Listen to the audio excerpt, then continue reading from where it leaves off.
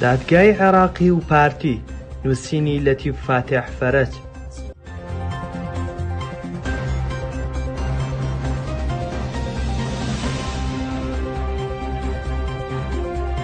داوای پەرلەمانتارە عالیە نووسەی بۆ هەڵوەشاندنەوەی پارتی دیموکراتی کوردستان کە ئاراستەی سەرۆکی دادگای فیدراڵی کراوە وێڕای ئەوەی داوایەکی نالۆژیکی و ناممکینە لەگەڵ ئەوەش سەرەتایەکە بۆ ئەو سیاسەتە ناوجۆرەی کە دەڵێت حکوومەت کەروێشک بە عارەبانە دەگرێت. لە ڕاستیدا ئەم داوایە پاڵپشتە یاسایەکانی هەر شتێک بن ئەگەری بڕیاردانی 0% لەگەڵ ئەوەشدا وەک زۆرێک لە سوکایەتی بە کورد دێتە پێش چاو. دڵنیام زۆربەی کورد لە ناخەوە دژی بڕیارێکی لەو جۆرەن، بەڵام چونکە پارتی دەیان ساڵە لە هەرێمی کوردستان ئازاری خەڵک دەدات، لەسەر کۆمنت خەڵک دەگرێت، لە داخی هەنێ بەرپرسی لایەنێک سزای شارێک دەدات، لەسەر ئەوەیە خەڵک پەلاماری دوژمن دەدات بۆ ئەوەی وڵات بە دەریان بکات. ئەو گەنجەکان زیندانی دەکات. کەس نەقسەی لەبارەی ئەو داوایەوە نەکرد بگرە وەک ئەوەش وایە خەڵک پێی خۆش بێت با بەغداش ئەو کارە بکات. ئایا ئەمە حەقی هەڵوێستە و بۆ خۆداسوونەوە نییە لای پارتی؟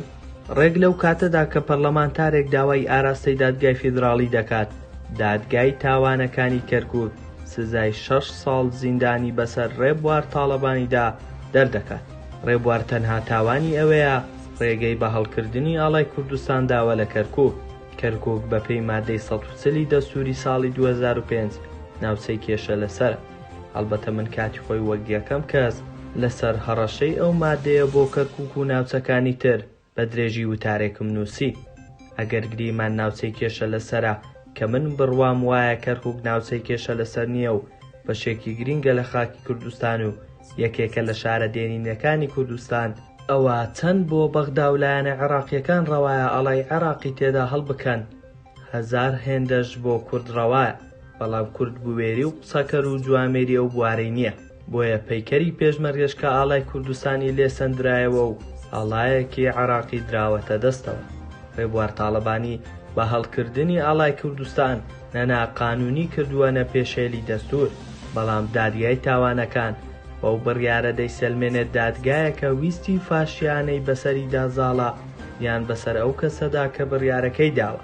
ئاڵای کوردستان ئاڵای هەرێمی کوردستانە، ئاڵای پێکهاتەیەکی گرنگی نێودەوڵەتی عێراقە. تەنانەت دەکرێت لەسەر هەموو دەستگا فیدراڵیەکان بە تەنیش ئاڵای عێراقەوە هەڵبکرێت.